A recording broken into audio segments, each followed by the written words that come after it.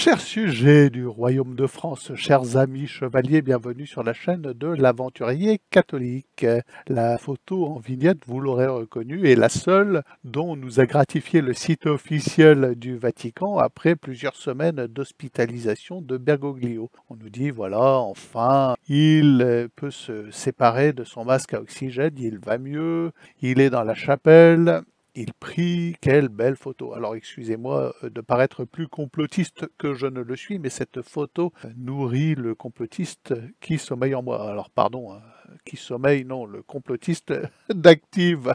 Il y a de quoi, avouez-le, ça fait un peu photo stalinienne. Donc on pourrait imaginer que c'est une photo en effet prise dans une période de carême, compte tenu de la couleur de l'ornement sacerdotal, de l'étole.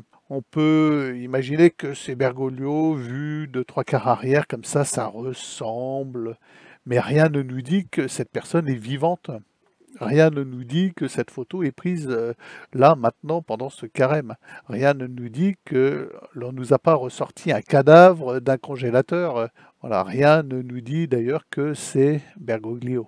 Ça peut être n'importe qui d'autre, vu de trois quarts arrière. Pourquoi? Nous avons quand même là un pape prompt à sauter devant toutes les caméras, tous les micros, pour dire à peu près n'importe quoi, pour critiquer la tradition essentiellement et les traditionalistes, les traités de Rancy et ce que vous voulez, et louer la multiplicité des religions, la multiplicité des sexes, la multiplicité des comportements sexuels, etc. Tout sauf catholique, évidemment. Il a passé son pontificat à communiquer, et là, depuis plusieurs semaines, rien. Nous avons une espèce d'énergumène, là, avachi dans un fauteuil roulant, engoncé dans une aube, mal fagoté, avec une étole passée on ne sait comment à la va-vite. Voilà, l'étole, en général, on la passe sous le col de l'aube. Là, ça fait vraiment photo prise à la va-vite par des gens pas du tout experts. Et on pourrait très bien penser que la personne assise là sort tout droit du congélateur. Alors, excusez-moi, c'est peut-être idiot ce que je dis, mais il y a de fortes raisons de douter du narratif, j'aime bien ce mot-là, le narratif de l'Église en ce moment, compte tenu de la guerre qui se livre au Vatican pour la succession. Une guerre en vue d'imposer le plus progressiste d'entre les éventuels successeurs. Ces gens-là, évidemment, n'étant pas catholiques, sont certainement avides de pouvoir, persuadés dans leur orgueil démesuré non catholique qu'ils feront mieux et qu'ils iront plus loin que Bergoglio, donc ils ont hâte de se débarrasser de ce personnage pour eux trop mou, trop catholique à leur goût. Excusez-moi, mais cette photo laisse à désirer. Ça fait tout à fait photo stalinienne, ça fait photo façon Ceausescu sur le retour. Alors dites-moi ce que vous en pensez en commentaire. Vous aurez sûrement l'esprit plus pur que moi, vous serez plus prompt à croire, excusez-moi, le fagotage avec l'aube pour la seule photo dont on nous donne accès, la seule vision de Bergoglio à laquelle on nous donne accès en quelques semaines d'hospitalisation. Je trouve que c'est assez déplorable. Ils auraient voulu habiller à la va-vite un cadavre sortant du frigo, on n'aurait pas une photo pire que cela. Petite information amusante, puisque c'est le jour des informations. On va instaurer ça d'ailleurs mardi, jour des informations. Notre grand chanteur national, Enrico Macias, nous donnait un concert à 86 ans. Un exceptionnel concert, nous dit Meilleur Habib. Nous allons surtout nous intéresser au tweet de Meilleur Habib. Que s'est-il passé? Un antisémite forcené a accompli un acte terroriste durant ce concert. Eh oui, un acte terroriste d'un antisémite forcené durant le concert d'Enrico Macias. Figurez-vous que ce terroriste, au Dôme de Paris, plein à craquer, 4000 personnes tout de même. Alors là, je voudrais bien voir 4000 personnes, 4000 zombies pour aller voir Enrico Macias s'époumoner. Quelles sont jolies les filles de mon pays. C'est quand même assez surprenant déjà. Et donc l'énergumène terroriste a commis le pire du pire. Il a lancé des boules puantes au milieu de la salle, ce qui a évidemment rempli la salle d'une odeur délicieuse, suave. Meilleur Habib s'exprime et il nous dit dans son tweet « La haine, l'antisémitisme n'a plus de limite ». D'accord. Alors pendant ce temps, évidemment, nos bons sémites enfin les sémites autorisés, parce qu'il y a des sémites interdits, balancent des pruneaux dans la tête d'enfants à Gaza. À Gaza, ce sont les sémites interdits. Mais ça, non, ça va, c'est pas de la haine. C'est pas de la haine, tout va bien, circuler, il n'y a rien à voir. Avouez quand même, la haine, l'antisémitisme n'a plus de limite. Des boules puantes en plein concert d'Enrico Macias. Mieux vaut en rire. Alors je vous rappelle que sur cette chaîne, nous ne sommes absolument pas républicains. Nous sommes en sécession d'avec cette république. Et donc les petites batailles intestines entre les Gugus de droite, les Asselineau, les Dupont-Aignan, les Philippot, ne nous concernent pas. Il est hors de question de participer de près ou de loin à cette mascarade républicaine, surtout confronté à des gens incapables d'unité, d'union. Alors certains disent de bonnes choses sur certains sujets, mais ces gens sont remplis d'une espèce de morgue républicaine, d'une suffisance. Ils tiennent boutique, ce sont des boutiquiers de parti. Ils en vivent comme jamais vous ne vivrez, parce que la politique, ça les fait vivre largement. Ils bénéficient d'avantages substantiels, de prébendes, ils roulent carrosse, certains avec chauffeur, ils se déplacent en avion.